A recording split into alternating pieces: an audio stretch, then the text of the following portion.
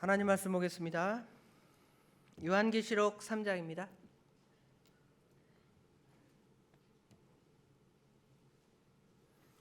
요한계시록 3장 14절부터 22절까지 말씀입니다. 구약성경 402쪽쯤에 있습니다. 요한계시록은 성경 제일 마지막 편에 있습니다. 14절부터 22절까지 말씀을 제가 한 절, 우리 성도님이 한 절 교독하도록 하겠습니다.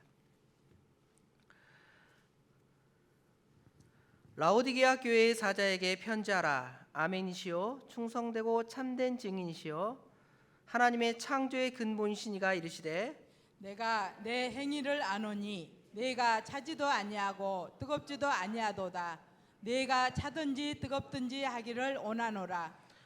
내가 이같이 미지근하여 뜨겁지도 아니하고 차지도 아니하니 내 입에서 너를 토하여 버리리라. 네가 말하기를 나는 부요하여 부족한 것이 없다 하나 내 공고한 것과 가련한 것과 가난한 것과 눈먼 것과 벌거벗은 것을 알지 못하는도다.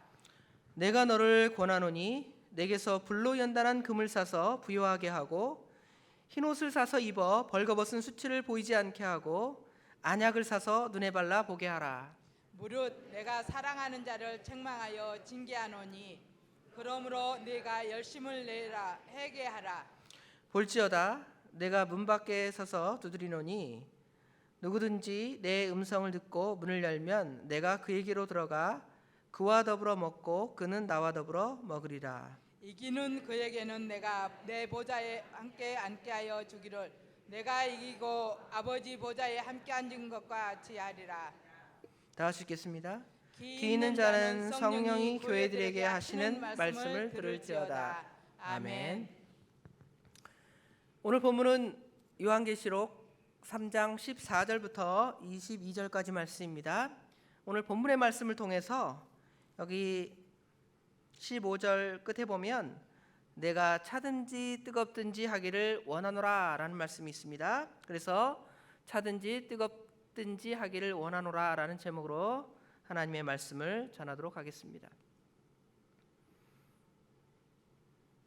요한계시록 2장과 3장에는 이 편지의 수신자들에게 편지한 내용이 기록되어 있습니다. 물론 요한계시록 전체 자체가 이 편지의 내용이지만 특별히 현재의 교회의 상황들을 설명하면서 지금 어떻게 너희들이 지금 믿음을 쓰고 있는가, 또 어떻게 너희들이 살아야 하는가, 이것들을 당시에 그 사도 요한이 굉장히 연세 드신 어른이었기 때문에 편안한 마음으로 이제 그들에게 편지를 쓰는 내용 중에 하나입니다. 그래서 오늘 그 7교회, 우리가 잘 아는 소아시아, 터키죠. 터키에 있는 7교회들에게 편지 쓴 7교회가 있죠. 에베소, 서머나, 버가모, 두아디라, 사데, 빌라델피아, 라오디게아, 이렇게 7교회가 있는데 그 중에 이제 7번째 교회인 라오디게아 교회에게 쓴 편지의 내용들을 살펴보면서 우리 신앙생활을 살펴보고 라오디게아 교회 성도들이 받은 책망, 그것을 우리가 돌아보고 또 그 권면을 잘 받아서 우리가 그 믿음대로 살아가는 저희들이 돼야 되겠습니다.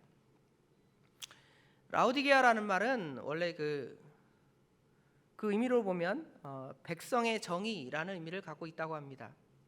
근데 뭐 그런 의미로 도시 이름이 지어진 것이 아니라 수리아 왕 안티오쿠스 2세가 이제 도시를 건설하면서 이 라오디게아 교회를 그 지역에 도시를 건설하면서 그의 아내 이름이 라오디케, 그렇죠? 라오디케라는 이름이었는데 그 이름을 따서 이제 그 도시의 이름을 짓게 되었습니다. 위치로는 우리가 잘 아는 대로 소아시아 7교회가 이렇게 몰려 있습니다. 우리가 성경 지도를 딱 이렇게 띄워서 보면 좋은데 가장 그 중심부에 있고 남쪽에 있습니다. 그렇죠? 그러니까 에베소나 이런 지역들은 이제 서쪽이겠죠. 서쪽, 그렇죠? 서쪽에 이렇게 있는 반면에 그 터키 거의 중반부에 있고 남쪽 가까운데 이렇게 있습니다. 이 지역은 부르기아, 그렇죠? 부르기아라는 것은 옛날에 바울 사도가 부르기아 지역을 다니면서 전도했다 이런 표현이 있는데, 이 부르기아 주의 주 교통, 무역, 금융의 중심지고요. 특별히 면직과 그다음에 모직 산업이 발달한 그러한 도시였다고 합니다. 이러한 맥락에서 이 라오디게아 교회는 굉장히 부요한 교회였습니다. 경제적으로 넉넉한 교회였다라는 것이지요. 그래서 이 지역 사람들은 좀 경제적으로 부족함을 잘 몰랐다고 합니다. 그래서 AD 60년경에는 대지진이 일어나서 많은 피해를 봤는데, 자기 도시 내 자체력으로 그 재력으로 그 지진을 극복할 수 있는 그러한 경제적인 여력이 있는 교회였습니다. 그러한 까닭에 오늘 17절에 보면 예수님께서 말씀하시죠. 17절 말씀 우리 다 같이 읽어봅시다. 내가 말하기를 나는 부자라 부요하여 부족한 것이 없다 하나 내 곤고한 것과 가련한 것과 가난한 것과 눈먼 것과 벌거벗은 것을 알지 못하는도다. 여기 보면 나는 부자라 부요하여 부족한 것이 없다 이렇게 말하고 있습니다. 이러한 교회라는 것이죠.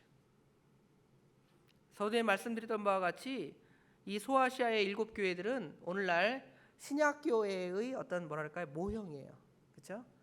그 처음에 에베소 교회 성도들에게 첫사랑을 잊어버렸다 이렇게 책망할 때도 그 에베소 교회 성도들만 책망한 것이 아니라 오늘날 신약교회 성도들이 그렇게 사니까 이 에베소 교회를 책망하는 그 책망의 말씀을 통해서 오늘날 신약의 모든 교회들을 그 말씀으로 책망하는 것이지요. 마찬가지로 라오디게아 교회 역시 그러한 책망을 받게 되는데, 우리가 그러면 그 교회 책망받았다 그것이 중요한 게 아니고, 그 교회가 어떤 권면을 받았다 그것이 중요한 것이 아니라, 그 책망과 그 교훈이 오늘날 저에게 개인적으로는 저와 우리 성도 여러분에게 또는 우리 신암교회 또는 한국교회에 그러한 책망과 권면인 줄 알고 그 말씀을 좇아서 회개할 것들은 회개하고 또 세워나갈 것들은 세워나가고 믿음에서는 그러한 저희들이 되어야 할 것입니다. 특별히 한국교회에 많이 적용될 수 있는데요. 한국교회는 지금 한 120여 년의 역사를 갖고 있습니다. 그래서 처음에 초대교회 들어갈 때는 구한말, 그죠? 그 다음에 일제시대 얼마나 어렵습니까? 또 전쟁, 6.25 전쟁 이런 것들을 겪으면서 굉장히 어려움을 겪었지만, 이제 한국교회는 이제 점점 더 성장해서 세계에서 한국교회의 성장만큼 자랑할 것이 없을 정도로 훌륭한 교회가 되었습니다. 그러다 보니까 오늘 라오디게아 교회 성도들처럼 이러한 마음이 들 수도 있습니다. 이 한국교회는 부자다, 부요하다. 얼마나 전 세계로 선교사들을 많이 파송하는가, 그죠? 또 경제적으로 하나님을 잘 섬기니까 얼마나 하나님께서 대한민국에 번영을 주셨는가 이렇게 생각하면서 여기 말하는 17절에 나오는 영적인 상태에 대해서 잘 깨닫지 못하는 것이죠. 그래서 공고하고 가련하고 가난하고 눈멀고 벌거벗은 것을 알지 못하는 그러한 영적인 상태가 되었음을 말해주는 거예요. 이것이 한국교회일 뿐만 아니라 저 자신에게도, 그죠? 우리 성도 여러분에게도 전에보다 못 사는 성도들 별로 없잖아요. 혹시 사업에 실패해서 어려움을 당하는 성도도 있지만, 그래도 대부분의 성도들이 한 30년 전, 40년 전 그때보다는 경제적으로 풍요해서 부족한 것이 없는 그러한 상태로 다 살아가고 계십니다. 그때 육신적인 것으로 만족하면서 다 갖췄다, 나는 부자다, 부요한 것이 없다, 부족한 것이 없다, 부요해서, 그죠? 이러한 마음을 가질 때에는 바로 오늘 라오디게아 교회 성도들에게 우리 주님이 책망하신 대로 책망이 우리에게 임하게 될 것입니다. 그러므로 이러한 책망을 들으면서 내가 그만큼 부족하고 연약하구나, 그죠? 이걸 깨닫고 회개하고 돌이키는 저희들이 되어야 되겠고요. 바로 세워나가는 저희들이 되어야 할 것입니다. 이 책망의 내용을 보기 전에 우리 주님께서 라오디게아 교회 성도들에게 나타나신 모습이 여기 14절에 기록되어 있습니다. 우리 주님께서 이렇게 나타나셔서 우리에게 책망하시고 권면하십니다. 14절을 보면 라오디게아 교회의 사자에게 편지하라. 아멘이시오 충성되고 참된 증인이시오 하나님의 창조의 근본이시니가 이르시되 그랬죠. 여기 보면 우리 주님을 뭐라 그랬냐면 아멘이시다 그랬습니다. 아멘. 그럼 우리가 아멘 그러면 기도 끝나고 아멘. 그 아멘 그 뜻이 맞습니다. 그 의미가 동일한 의미입니다. 그 의미는 진실로 그러합니다. 정말로 그렇습니다라는 의미를 가지고 있습니다. 히브리어 동사 아멘이라는 동사인데요. 확실하다, 충실하다, 진실되다, 확고하게 무언가를 세워나가다라는 그러한 의미를 가진 동사에서 파생해서 이제 우리가 아멘, 기도 끝에 아멘이라고 또 말씀을 들을 때 또 아멘 그렇게 응답하고 화답하는 경우가 있다라는 것이죠. 그 말씀이 연결된 거예요. 여기 아멘이라는 말이 충성되다는 말과 참되다라는 말이 다 의미가 포함되어 있다 그랬잖아요. 그렇죠? 그래서 우리 주님께서는 충성되고 참된 증인이 되신 우리 주님께서는 하나님의 참된 증인이 되십니다. 여호와의 증인이라는 이단이 있는데 여호와의 증인은 예수님이에요. 그렇잖아요. 하나님을 증언하는 사람, 증인하는 사람은 예수님이고 또 우리 성도들이잖아요.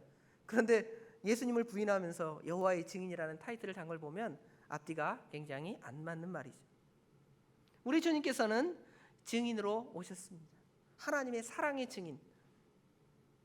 하나님이 우리 성도를 사랑하신다. 하나님이 세상을 이처럼 사랑하사 독생자를 주셨으니 이는 저를 믿는 자마다 멸망치 않고 영생을 얻게 하려 하심이라 그랬죠. 그죠? 그 말씀에 그러면 어떻게 증명하실 것입니까? 그랬더니 누구를 보내셨어요? 예수님을 보내셨잖아요. 그렇죠? 그래서 예수님은 하나님의 사랑의 증인이 되십니다. 우리 주님께서는 아버지 하나님의 주신 사명을 온전히 다 감당했습니다. 충성되게 다 감당했습니다. 죽기까지 복종하셨습니다. 그 주님께서 지금 라오디게아 교회 성도들에게 나타나셔서 이렇게 권면하는 말씀이시죠. 또 그 주님께서는 아까 14절 뒤에 보면 하나님의 창조의 근본이시니가 그랬죠. 하나님은 창조의 근본이십니다. 요한복음 1장 3절 말씀에 보면 만물이 그로 말미암아 지은 바 되었나니 그가 없이는 된 것은 하나도 없다라고 우리에게 말씀하고 있습니다. 그 예수님께서 우리에게 말씀하시는 거죠. 그러면 그 내용들을 더 구체적으로 자세히 살펴보도록 하겠습니다. 첫째로 그 책망의 내용은 뭐냐면 아까 오늘 제목에서처럼 차든지 뜨겁든지 하기를 원하노라 그랬는데 그러지 못하니까 그렇게 되기를 원하노라 그렇죠? 그러면 지금 영적인 상태가 어떻다고 책망하시는 거냐면 내가 차지도 더웁지도 아니하다. 차지도 뜨겁지도 아니하다. 이렇게 말씀하고 있습니다. 어떤 일에 굉장히 차갑게 냉정하게 판단력을 하는 것 찬 것이죠. 또 어떤 일에 뜨겁게 열정을 가져서 그 일을 열심으로 감당하는 그 열심. 뜨거움도 없고 또 분별력도 없어서 그렇죠? 넘어가는 이단들이 와서 속이면 넘어가요. 그게 분별력이 없는 냉정함이 없는 것이죠. 또 그냥 교회가 이제 어느 정도 성장했으니까 이제는 뭐 전도 알아서 자기들이 찾아오겠죠. 꼭 무슨 우리가 나가서 전도해야 됩니까? 뭐 이러면서 그 뜨거움을 잃어버린다는 것이죠. 그래서 이제 우리는 그 열정과 그 냉정함을 유지해야 한다는 것을 우리에게 말씀해 주고 있습니다. 더운 것이라는 것은 특별히 하나님의 의와 선을 이루어 나가기 위해서 열심을 내는 것입니다. 하나님을 향한 열심, 그리스도를 향한 열심이 우리 가운데 있어야 한다는 것입니다. 그래서 로마서 12장 11절에는 부지런하여 게으르지 말고 열심을 품고 주를 섬기라고 우리에게 말씀하고 있습니다. 얼마나 우리가 열심을 다해서 주님의 일을 또 우리 일상의 삶들을 믿음 안에서 살아가고 있습니다. 그러지 못하니까 우리 주님께서 오늘 말씀을 통해서 지금 뜨겁든지 하라 그랬죠. 차다라는 것은 죄에 대해서 굉장히 냉정해야 한다는 것이죠. 그냥 죄가 와도 죄가 죄인지도 모르고 죄와 싸우지 않아요. 죄를 대적해서 싸우고 죄를 떠나려고 이렇게 애통하고 힘쓰는 것입니다. 이것이 바로 굉장히 차가운 것. 또 불의, 또 이단, 이런 것들이 우리에게 다가올 때 그에 대해서 냉정하게 판단하는 거예요. 저 사람들이 말하면 야, 우리랑 비슷한 성경 갖고 얘기하네, 그냥 우리랑 같은 어떤 집단인가 보다, 그렇게 생각을 하고 그 사람들을 받아주고 그 사람들과 교류하고, 그렇죠? 그렇게 하다 보면 이제 그 사람들에 의해서 넘어가고 약해지고 그 사람들이 우리를 점령하게 되는 그러한 일이 벌어지게 될 것입니다.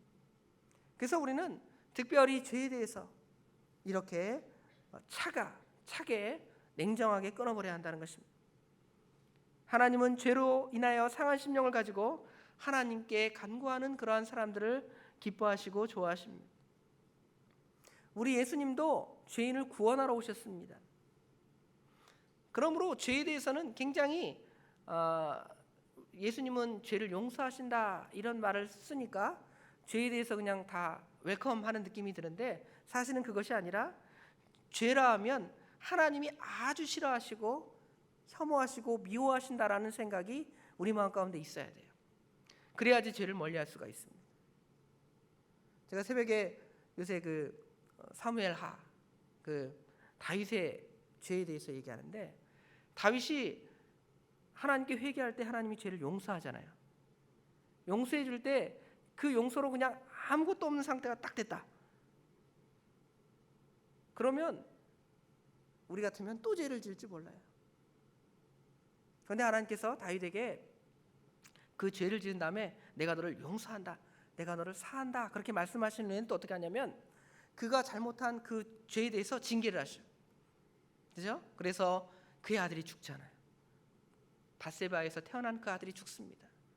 그리고 그의 자녀들은 왕권을 차지하기 위해서 서로 죽이죠. 간음죄, 살인죄, 반역, 이런 일들이 계속적으로 그 다윗 가문에 일어나게 돼요. 이건 뭐냐면 하나님이 지금 다윗을 징계하시는 건데, 다윗의 죄를 용서 안 하고 징계하시는 것이 아니라 용서하면서, 그래 내가 너의 죄를 용서한다 이렇게 하시면서도 그 죄에 대해서는 징계하신다는 것이죠. 왜냐하면 하나님은 그 죄를 어떻게 하시기 때문에? 미워하시고 싫어하시기 때문에. 그런데 우리는 생각하기를 하나님이 죄를 용서해 주십니다. 그러면 마치 그 죄에 대한 책망은 하나도 없이 이제 죄의 문제는 사함받았어. 마치 천주교인들처럼 고해성사를 하면 이제 뭐가 풀려요? 속이 시원하게 풀려요. 그런 성도들이 있어요. 우리 성도들 가운데 막 죄에서 막 눌려 살아요. 그러다가 주일날 하나님 아버지 용서해 주세요 그러면 속이 시원해지고 그 다음 날 또 죄는 그 다음 주에 가서 또 죄를 짓는 거예요. 그거는 하나님 앞에 바른 것이 아닙니다. 죄에 대한 애통함이 있어야 됩니다. 아, 죄는 하나님이 싫어하시는구나, 죄는 하나님이 미워하시는구나, 이러한 마음이 있어요. 그것이 바로 죄에 대한 냉정함, 바로 여기서 말하는 차가움이 있어야 한다. 하나님께서는 우리로 하여금 이렇게 주님의 일에 열심을 갖든지 아니면 죄에 대해서는 미워하는 마음을 갖든지 하기를 원하신다라고 우리에게 말씀했습니다. 얼마나 죄를 미워하시냐면 히브리서에는 우리 성도들이 죄와 더불어 싸울 때에 피 흘리기까지 싸우기를 원하십니다. 피 흘리기까지, 진짜 피 흘리기까지. 죄 때문에 이게 얼마나 처절한 싸움, 죄와 싸움이 얼마나 처절하냐에 대한 느낌을 피 흘리는 모습으로 우리에게 가르쳐주고 있습니다. 그래서 우리는 이 하나님 말씀 그것들을 순종해 나가고 죄악들을 멀리하는 그 일에 대해서 우리가 힘쓰고 애를 써야 한다는 것입니다. 그래서 이제 그러지 못한 자들을 여기 보니까 16절에 내가 이같이 미지근하여 그랬지. 미지근. 요새는 미지근하다 그러면 물에는 미지근한 말이 좋다는데 너무 뜨거워도 안 되고 너무 차가워도 건강에 해롭다는데, 여기 미지근하다라는 말은 어떤 느낌이 들 수 있냐면, 원래 이 라오디게아 그 도시 근처에 히에라볼리라는 도시가 있습니다. 이곳은 온천이 나는 도시랍니다. 온천, 그렇죠? 온천이 물이 어떻습니까? 뜨거죠. 뜨거운데 그 물이 이제 점점 흘러가요. 흘러가다가 어느 지역에 오게 되냐면 라오디게아 근처에 이르면 그 물이 어떻게 되냐면 미지근해진답니다. 그렇죠? 미지근해지면 그 물 속에는 광물질이 섞여 있어서 사람들이 그 물을 탁 마시면 어떤 느낌이 들겠어요? 그렇죠? 석회질 그런 것들 막 물을 마신다고 생각을 해보세요. 그럼 물을 먹고 갑자기 확 하는 갑자기 토하고 싶은 마음이 들겠죠. 그렇죠? 그런 느낌이 든다는 거예요. 우리가 사실은 뜨거운 물이나 찬물이 몸에는 안 좋다 그랬지만 일반적으로 어떤 물이 좋냐면 나는 시원하게 한 잔 마셔야 되겠다. 아니면 뜨끈뜨끈하게 한 잔 마셔야 되겠다. 이러잖아요. 그렇죠? 근데 이 미지근하면 하나님께서 지금 내 입의 선어를 토하여 버리겠다라고 이렇게 말씀하신 것입니다. 또 차거나 덥거나 하는 그것은 어디에 해당되냐면 주님과 주님의 복음과 주의 일에 대한 태도를 또한 우리에게 말하는 것입니다. 라오디게아 교회의 성도들은 주님의 복음 전파, 복음이 전해졌을 때 그 복음을 거절하지는 않았습니다. 잘 받았다는 것이죠. 그런데 어떤 느낌이 드냐면 주의 복음과 주의 일을 위해서 열심을 내려는 그러한 태도는 가지지 않으려 했다는 것이죠. 그냥 좋은 게 좋은 겁니다. 뭐 이런 자세겠죠. 그러한 마음으로 하나님의 복음을 받아들였기 때문에 주님께서 이러한 것을 미워하시고 물리치시고, 그렇죠? 여기 토하여 버리신다 그랬잖아요. 토하여 버리신다라는 말은 이것들을 물리치시고 미워하시고, 그렇죠? 없애버리신다는 것입니다. 하나님의 은총을 받을 수가 없다는 것이죠. 또 이러한 미지근한 것은 보통 그 위선의 형태로 나타납니다. 거짓의 형태로 나타납니다. 다도 확실하지 않잖아요. 사람이 그냥 확실해야지 왜 확실하지 않은 거야? 이런 것처럼 위선이나 가장의 모습으로 나타나는데 우리 하나님께서는 그것을 싫어하십니다. 그렇죠? 그래서 오늘 제목처럼 차든지 뜨겁든지 하기를 원하노라 이렇게 우리에게 권면하는 것이죠. 두 번째로 그 라오디게아 교회 성도들에게 책망하는 말씀은 17절에 아까 서두에 말씀드렸던 바와 같이 나는 부자다. 그죠? 나는 부자라 부요하여 부족한 것이 없다 하나 그랬습니다. 부자라고 생각했습니다. 아무것도 부족한 것이 없다. 모든 것이 다 갖춰져 있다는 것이죠. 그런데 여기 부자라는 것은 진짜 영적으로 모든 것을 하나님으로부터 받아서 풍성하게 누리는 그러한 부자가 아닙니다. 그렇죠? 우리가 누가복음 6장 지난 주일 오후에 그 예수님께서 제자를 부르신 후에 제자들에게 가르치신 말씀 중에 네 가지 복 또 네 가지 화에 대해서 말했는데 네 가지 화가 24절 시작에 보면 그러나 화 있을진저 너희 부요한 자여 너희는 너희 위로를 이미 받았도다. 영적인 문제나 신앙이나 믿음의 문제 그것으로 만족하고 좋아하는 것이 아니라 그것에는 별 관심이 없습니다. 경제적으로 내가 얼마나 부자가 되었는가, 주식 투자를 해서 얼마나 부자가 되었는가, 그렇죠? 부동산 이게 들여서 얼마나 집을 많이 가졌는가, 또 사업을 해서 얼마나 부자가 되었는가 이런 데에는 관심이 많지요. 그렇죠? 신문도 딱 보면 경제란 이런 거 보잖아요. 저는 그 경제란 재미없더라고요. 그런데 재미있게 보시는 분도 있어요. 뭐 주식을 투자하신 분이나 그렇죠? 그런 분들은. 그런데 사실은 그러한 문제보다 우리 주님께서는 우리 성도들의 영적인 문제들 얼마나 영이 각성되어서 하나님을 사랑하고 하나님을 섬기는가, 믿음의 문제, 영적인 문제, 신앙의 문제 이러한 문제에 대해서 관심을 갖기를 원하시는데 그것은 없는 겁니다. 그것은 아까 말한 대로 그들의 경제적인 그런 상황과 유사한 것이죠. 한국교회가 아까 서두에 말씀드렸던 바와 같이 넉넉하고 잘 살 때 우리 초대교회 그 선진들이 가졌던 저 역시도 마찬가지예요. 우리 어른 목사님들이 예전에 목회 처음 저 신학교 처음 다닐 때 보면 어떻게 목회했냐 그런 얘기들 막 하면 무릎 꿇고 기도하고 겨울에 그냥 찬 데 가서 기도하고 몸이 병이 들 정도로 가서 기도하셨대요.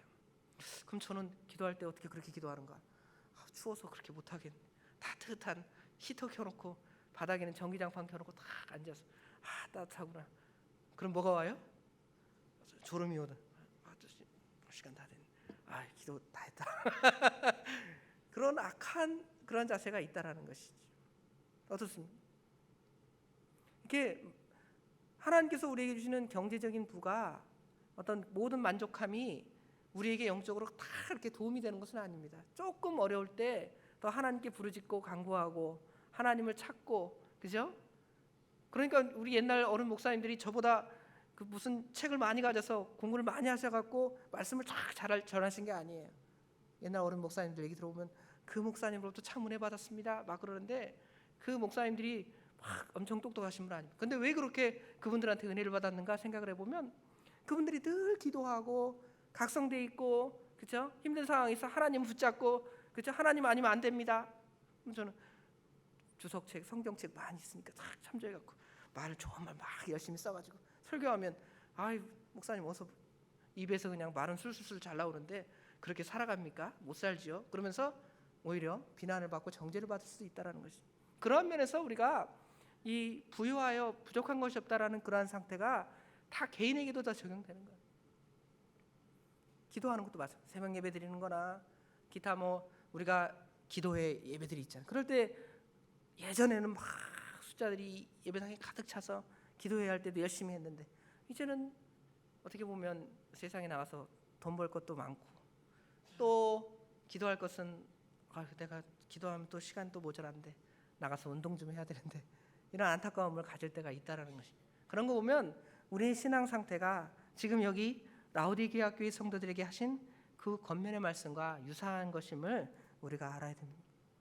그래서 보면 여기 보면 실제 상태는 어떠냐면, 나는 부자다, 부유하여 부족한 것이 없다고 말하지만 사실은 그 사람들은 공고합니다. 가련합니다. 가난합니다. 눈이 멀었습니다. 벌거벗었습니다. 그죠? 이런 것을 알지 못한다는 것이죠. 몰라서 모르는 것이 아니라 다른 것이 다 가리고 있는 거예요. 하나님 나라와 영적인 것들이 전혀 채워지지 아니하고 육신의 것들만 채워져서 그런 상태가 되기를 원합니다. 그러한 상태가 된 것입니다. 그런데 우리 주님께서는 너희들의 그런 영적인 상태를 내가 보기를 원한다 그 말이에요. 보시기 바랍니다. 그렇게 보는 사람들에게 이제 그러면 그런 상태를 봤으니까 그럼 그 문제를 극복해 나가야 될, 이겨야 될 거 아니에요. 그렇죠? 어떻게 이길 것인가를 보면 여기 18절에 몇 가지로 권면했습니다. 내가 너희를 권하노니, 다 같이 읽겠습니다. 내가 너를 권하노니 내게서 불로 연단한 금을 사서 부유하게 하고 흰옷을 사서 입어 벌거벗은 수치를 보이지 않게 하고 안약을 사서 눈에 발라 보게 하라. 여기 보면 세 가지를 말했습니다. 먼저 불로 연단한 금을 사라는 것이죠. 불로 연단한 금이라는 것은 불로 24K 최고급 금 그걸 말하는 것이 아니라, 일반적으로 금이라는 것은 성경에서 믿음을 상징합니다. 믿음. 근데 믿음인데 어떤 믿음이냐면 그냥 나 믿습니다, 그냥 단순한 그런 믿음이 아니라 연단된 믿음, 그렇죠? 잘 연단된 믿음이 되어서 우리가 그 믿음으로, 견고한 믿음으로 이제 나아가는 거죠. 베드로전서 1장 7절에 보면 그 말씀이 나오죠. 우리가 참 좋아하는 말씀이기도 하지만 그 말씀대로 살지 못하는 안타까움이 있습니다. 우리의 믿음, 베드로전서 1장 7절 찾아 읽어봅시다.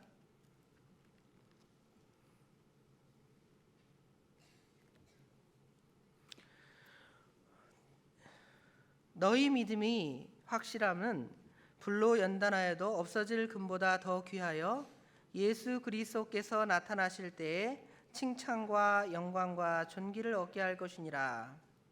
우리 믿음이 확실하다, 그렇죠?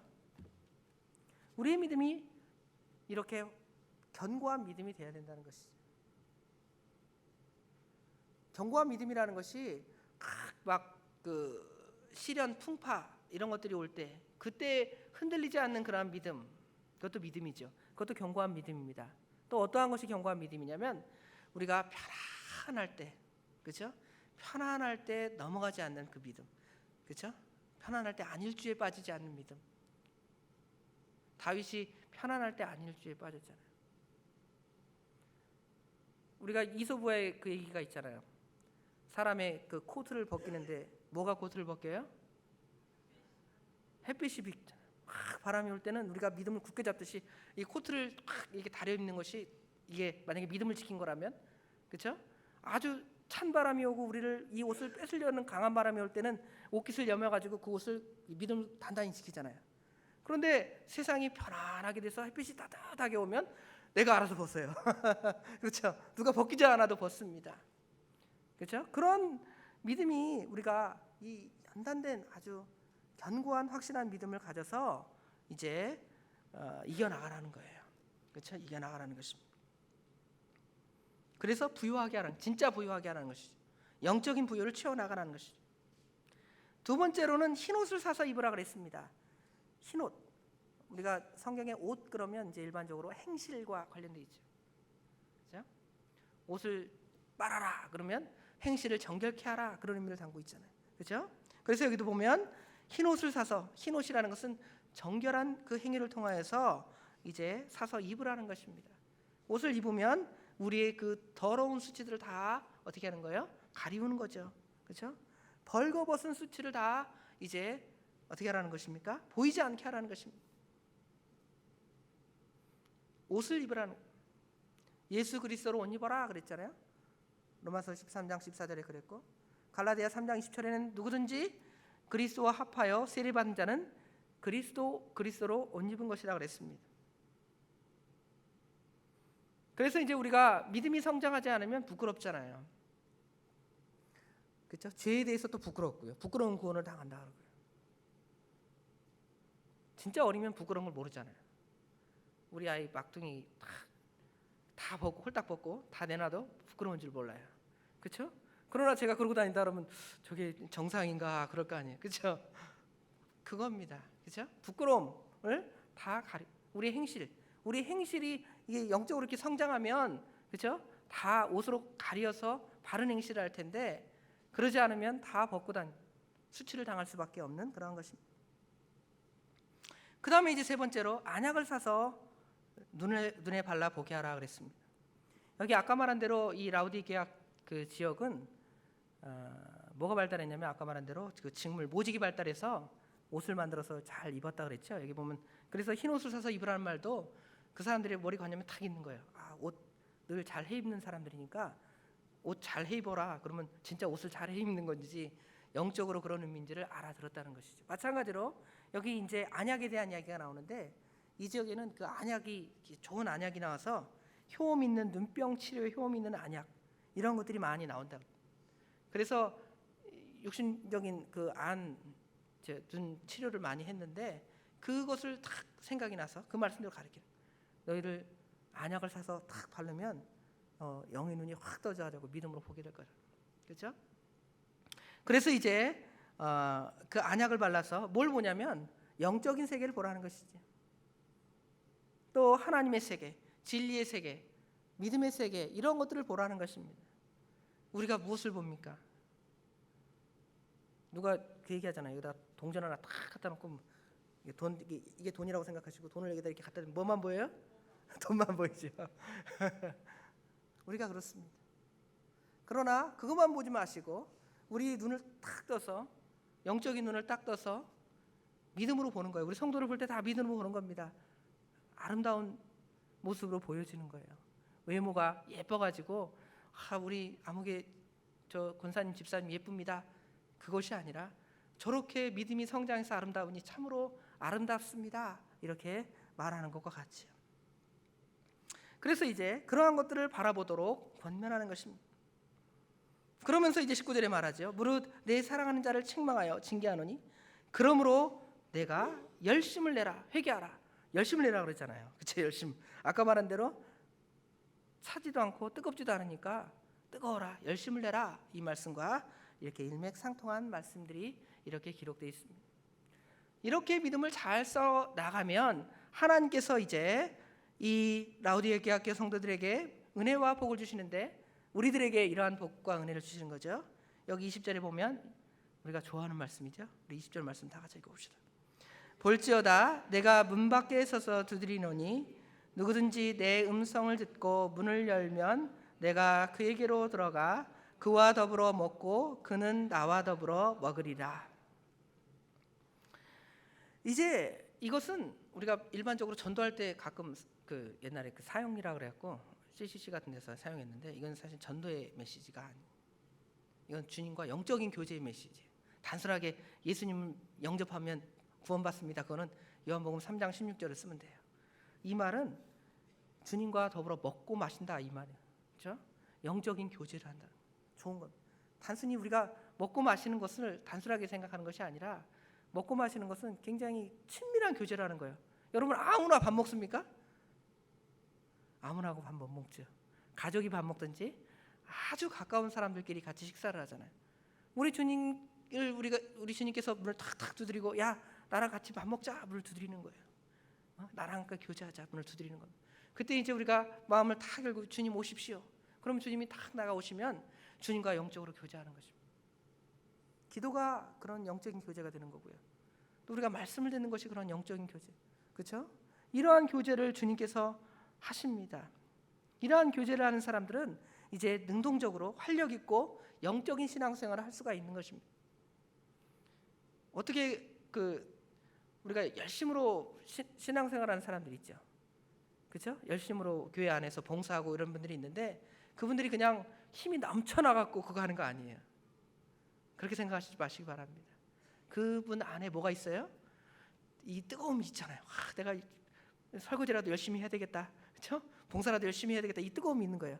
그게 어떻게 그게 가능하겠어요? 너 뜨거워져라 그런다고 뜨거워지는 게 아니에요. 우리 주님께서 오셔서 그 사람과 교제하고 주님과 만나는 것, 그것이 우리 안에 기쁨이 된 거예요. 그러면 기쁨이 이 안에서 차고 넘치니까, 차고 넘치는 기쁨이 어디로 나와요? 바깥으로 나와요. 그래서 얼굴이 주님의 일을 해도 싱글벙글한 거예요. 주일날 설거지하면서 막 힘들어. 그것이 아니라 설거지하면서 내가 이렇게 깨끗하게 청소하다니, 이렇게 깨끗이 설거지하면 우리 아무개 성도님들이 밥 먹고 참 좋을 텐데, 그렇죠? 좋은데, 이런 기쁜 마음으로 그 일을 감당할 수 있다는 것이죠. 그것이 바로 우리가 주님과 더불어 영적으로 교제하는 거예요. 참 말은 쉬워요. 주님과 영적으로 교제하는 것이, 그렇죠? 교제하면 되겠다 이러는데, 그 깊은 그 영적인 교제의 세계에 들어가려면 상당한 시간이 많이 필요해요. 사실은 투자가 많이 돼요. 영적으로 단순하게 그냥 와서 두드리니까 어서 오세요 그러고 막 주님과 영적으로 그렇게 쉽게 교제하는 것이 아니에요. 그러니까 늘 새벽에 나가서 기도하시잖아요. 우리 어르신, 우리 장로님들, 집사님들, 아니면 개인적으로 또 그렇게 집에서 기도하실 겁니다. 왜 그렇게 할까요? 주님과 영적으로 교제하는 그것이 참으로 기쁜 일이고 좋은 일이고 만족감을 누리기 때문에 그 일을 감당하는 것입니다. 그리고 이제 그 일을 감당하는 또 자에게 주시는 은혜는 21절에 이기는 그에게는, 이긴다는 거예요. 이기는 그에게는 내가 내 보좌와 함께 앉게 하여 주기를, 내가 이기고 아버지 보좌에 함께 앉은 것 같이 하리라. 하나님의 보좌에 앉을 그 영광, 우리 주님께서는 영광의 보좌에 앉으셨잖아요. 이겨서 그 자리에 앉으셨는데 우리로 하여금 이기고 주님과 더불어 그 자리에 들어가는 은혜를 주신다는 것입니다. 로마서 8장 17절에 자녀이면 또한 상속자, 하나님의 상속자요 그리스도와 함께한 상속자니 우리가 그와 함께 영광을 받기 위하여 고난도 함께 받아야 할 것이니라고 말씀하십니다. 그렇죠?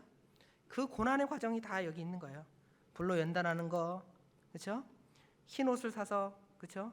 벌거벗은 수치를 보이지 않게 하는 것, 안약을 사서 밝게 보게 하는 것, 이것들이 바로 우리가 이 세상에서 이런 것들이 쉬운 게 아니에요. 연단 받는 겁니다.